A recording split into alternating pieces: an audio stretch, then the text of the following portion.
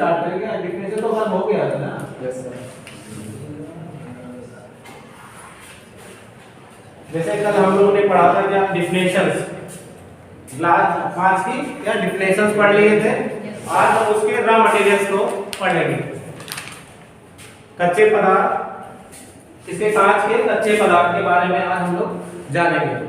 Definition में क्या था, कोई बताएगा क्या थी हमने परिभाषा जो कल लिखवाई थी? Glass is super cooled liquid and amorphous solid. Glass की क्या परिभाषा थी? Glass is a super cooled liquid and amorphous solid. ठीक है, इसमें विभिन्न तरीके के रॉ मटेरियल्स यूज किए जाते हैं जिनके नाम ये लिखे हुए हैं। पहला है नेटवर्क फॉर्मर, दूसरा स्टेबलाइजर, तीसरा है फ्लक्स, चौथा है ऑक्सीडाइजिंग मटेरियल और पांचवा है रिड्यूसिंग एजेंट और छठा है रिफाइनिंग एजेंट एंड सातवां है डिक्लोराइजिंग एजेंट और आठवां कलरिंग एजेंट। ये सारे रॉ मटेरियल्स हैं हमारे ग्लास के। तो इन सब का भी अपना अपना अलग अलग रोल्स है। जैसे हम नेटवर्क फॉर्मर के बारे में बात करेंगे तो नेटवर्क फॉर्मर जो मेन मटेरियल्स है कांच बनाने के लिए जो मुख्य पदार्थ है वो कौन कौन सा है? हमारा SiO2, P2O3, B2O3 होगा यहाँ पे, P2O5 सॉरी यहाँ पे B2O3,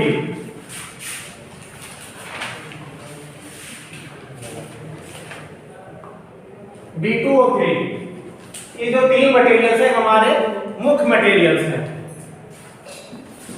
जो ग्लास कांच को बनाते हैं। ये जो मेन मुख्य मटेरियल है इनके द्वारा ही हमारा जो कांच में जो मुख्य रॉ मटेरियल्स है वो हमारे SiO2, B2O3 और P2O5 ये हमारे मुख्य मटेरियल है। इनके बिना इन कांच बनाने के लिए इन तीनों में से किसी एक का होना जरूरी है। अब हम अगर जो बात करते हैं सिलिका, कांच बनाने के लिए सबसे इंपॉर्टेंट मटेरियल हमारा सिलिका है। सिलिका क्यों इंपॉर्टेंट है? क्योंकि ये सस्ते मिल जाता है ना, सस्ता मिल जाता है और बहुतायत मात्रा में है। ये आसपास भी जैसे रॉ मटेरियल्स के फिरोजाबाद में के आसपास कई मटेरियल्स उपलब्ध है, इसीलिए यहाँ पे ज्यादा इंडस्ट्री जो है सक्सेसफुल है ना।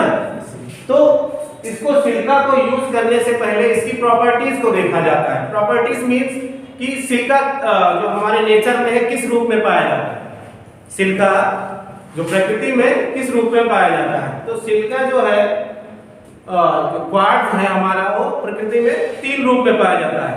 कौन कौन से? तुम्हारा क्रिस्टलाइन,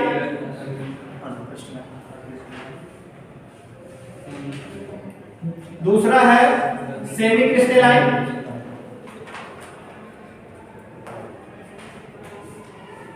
तीसरा तुम्हारा है पाउडर फॉर्म।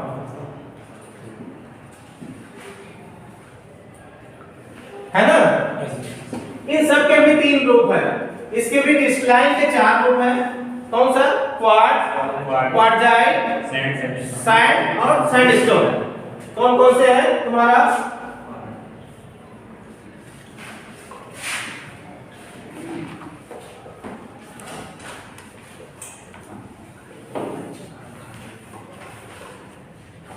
सैंड और सैंडस्टोन। इसमें से हम कौन सा यूज करते हैं? सैंड को। कांच बनाने के लिए हम कौन सा यूज करते हैं? सैंड को। बाकी क्रिस्टलाइन, सेमी क्रिस्टलाइन या पाउडर फॉर्म इन सब को हम नहीं लेते हैं। क्यों? इसके पीछे एक रीजन है। जो क्वार्ट्ज और क्वार्टजाइट और सैंडस्टोन जो है ये बहुत हार्ड होते हैं। ठीक है ना, इन सबको ना लेने के रीजन है इसी को क्यों लेते हैं। क्वेश्चन आएगा कि जब इसी का एक ग्रुप है तो हम सैंड को ही क्यों लेते हैं, क्वार्ट्ज या क्वार्टजाइट या सैंडस्टोन को क्यों नहीं लेते हैं? तो ये बहुत हार्ड मटेरियल्स होते हैं, तो इसलिए इनको ग्राइंडिंग और क्रशिंग करने में हमारा क्या होगा? एनर्जी, फ्यूल लगेगा। एनर्जी का जो होगा ज्यादा यूज किया जाएगा। जब एनर्जी ज्यादा यूज किया जाएगी तो जो हमारा कांच बनकर तैयार होगा उसका रेट मूल्य बढ़ जाएगा। इसलिए हम किसको यूज करते हैं? सैंडस्टोन। अब क्रिस्टलाइन के भी तीन रूप हैं, चालकेडनी, फेल्डस्पार, फ्लिंट। सेमी क्रिस्टलाइन के भी तीन रूप हैं, चालकेडनी, फेल्डस्पार और फ्लिंट। इसको भी हम नहीं लेते हैं पाउडर, पाउडर तो एक ही रूप में पाया जाता है। इन दोनों को क्यों नहीं लेते हैं? क्योंकि ये इसमें इम्प्योरिटी पाई जाती है। इन दोनों में क्या है, पाउडर फॉर्म में इसमें क्या है, इम्प्योरिटी, अशुद्धता पाई जाती है। इसलिए कांच बनाने के लिए हम किसको यूज करते हैं? इस लाइन में से हम सैंड को यूज करते हैं, है ना। तो हम सैंड को ही लेते हैं। सैंड के बाद क्या है, इसकी एक और गुण होना चाहिए, इसके साइज। किस साइज का हम लेंगे, ऐसा नहीं कि जिस साइज का हमें वहां मिले खदानों से उसी को लाके हम यूज कर लेते हैं। तो इसके लिए भी साइज का भी है। कौन कौन से हैं? कोर्स, मीडियम और फाइन, तीन रूप में है। पहला कोर्स है जो 1 mm से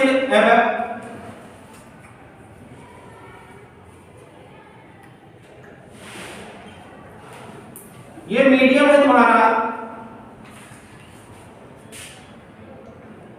0.5 to 0.25, फाइन है यानी इससे 0.25 से 0.1। तो इसमें से हम कौन सा साइज यूज कर सकते हैं? करते हैं मीडियम। पहले हम सिलिका लेते हैं। सिलिका के भी हम प्रॉपर्टीज को देखते हैं। कौन कौन सी प्रॉपर्टी, वो किस रूप में पाया जाता है? भाई क्रिस्टलाइन तो होना ही चाहिए। क्रिस्टलाइन में हमारा कौन सा होना चाहिए? सैंड। सैंड यानी बालू। और बालू के भी क्या एक साइज पर्टिकुलर होनी चाहिए, कौन सी? मीडियम साइज की। कितना? 0.5 से 0.25 mm का। उसके बाद क्या है, इन दोनों को क्यों नहीं लेते? कॉर्ड्स को क्यों लेते हैं, फाइन को क्यों नहीं लेते हैं? कॉर्ड्स जो होगा, जो बड़े आकार का होगा, वो मेल्ट होने में ज्यादा टाइम लेगा कंपेयर टू इसके मीडियम के। जो फाइन होगा वो क्या है, जल्दी से मेल्ट हो जाएगा। तो ये दोनों प्रॉब्लम क्रिएट करेंगे। हमें ज्यादा टाइम भी नहीं चाहिए और जल्दी भी नहीं चाहिए, ठीक है। क्योंकि अगर जो ये जल्दी हो जाएगी तो जो उसके साथ दूसरे मटेरियल हमने मिलाया है, जैसे स्टेबलाइजर है, फ्लक्स है, ऑक्सीडेंट है, रिड्यूसिंग एजेंट है, ये सब मेल्ट नहीं होंगे। इसलिए हमें क्या चाहिए, कौन सा साइज का? मीडियम साइज का। उसका है 0.5 mm से 0.25 mm। इसको mm में लिख देना, ये सभी mm में है।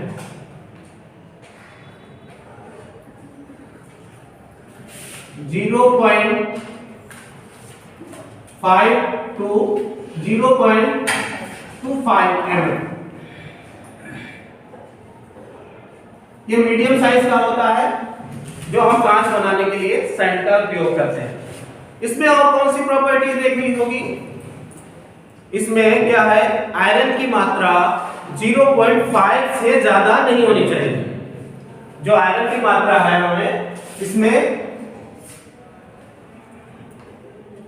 0.5 से ज्यादा नहीं होनी चाहिए। प्योरिटी कितनी होनी चाहिए? 99%।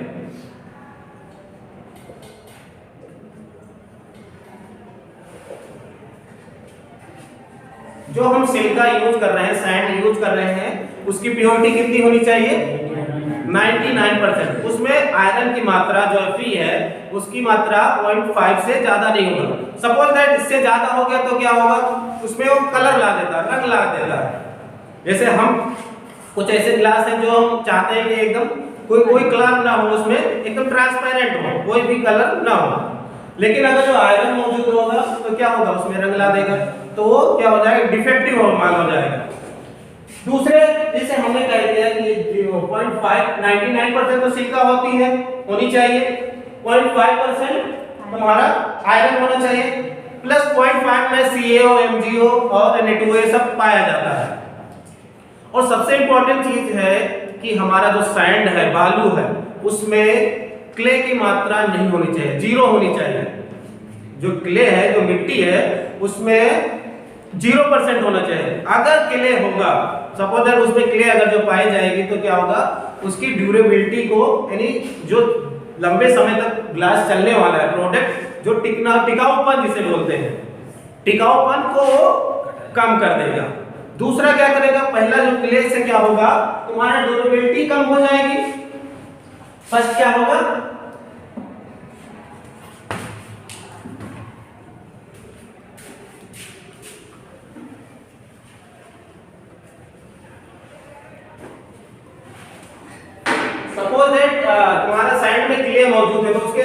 द्वारा होने वाली जो कमियां क्या होंगी।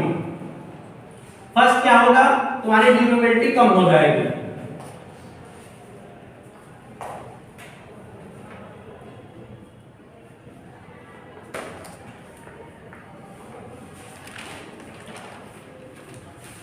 दूसरा क्या है, उसमें पोरोसिटी क्रिएट करेगा।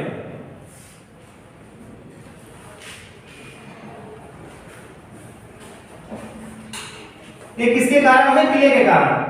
यानी यदि अगर जो हमारे सिलिका में जो हम बालू यूज कर रहे हैं उसमें अगर क्ले होगा तो क्या करेगा, उसकी ड्यूरेबिलिटी टिकाऊपन को कम कर देगा, उसमें पोरोसिटी क्रिएट करेगा। जब पोरोसिटी हो जाएगा तो ट्रांसपेरेंस नहीं होगा, दिखने में क्या लगेगा, भद्दा लगेगा, डलनेस जैसा दिखेगा। यानी भद्दापन अगर जो क्ले होती है, इसलिए कारखानों में सैंड को यूज करने से पहले उसकी वॉशिंग की जाती है। ठीक है, जो कारखाने होते हैं, कांच उद्योग होते हैं, उसमें सैंड को यूज करने से पहले क्या किया जाता है, उसको धोया जाता है।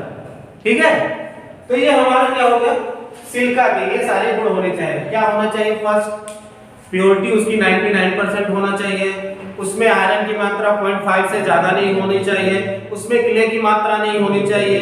0.5% में हमारा Na2O, K2O, CO ये सब पाया जाता है। ठीक है, अब यदि तुम्हारा क्ले प्रेजेंट होगा तो उसका टिकाऊपन को कम कर देगा, भद्दा बनाएगा और उसमें पोरोसिटी क्रिएट करेगा। जो सिलिका हम सैंड यूज कर रहे हैं उसकी जो साइज क्या होनी चाहिए, 0.5 mm से 0.25 mm तक मीडियम आकार का। जो क्रिस्टलाइन में जो हम सिलिका यूज कर रहे हैं वो किस रूप में होनी चाहिए, क्रिस्टलाइन रूप में होनी चाहिए। क्रिस्टलाइन में भी क्या है, कई रूप है, जैसे क्वार्ट्ज, क्वार्टजाइट, सैंडस्टोन। इन सब में हमें किसको यूज करनी है, सैंड को। क्वार्ट्ज, क्वार्टजाइट और सैंडस्टोन को क्यों नहीं यूज कर रहे हैं, क्योंकि इसकी ग्राइंडिंग और क्रशिंग में एनर्जी ज्यादा यूज हो रही है। जब एनर्जी यूज होगा तो क्या होगा, उसका मूल्य बढ़ जाएगा। जो प्रोडक्ट हम बना रहे हैं, ग्लास प्रोडक्ट बना रहे हैं, उसका क्या मूल्य बढ़ जाएगा, तो हमारा जो प्रोडक्ट है वो महंगा बिकेगा, जिसलिए उसमें कम बिकेगा।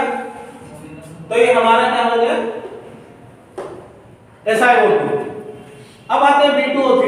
B2O3 के लिए हमें इन समय से देखना होगा B2O3 किसके, B2O3 हमें डालना है तो उसके लिए हमें कौन सा मटेरियल, जैसे सिलिका के लिए हमें सैंड मिला दिया।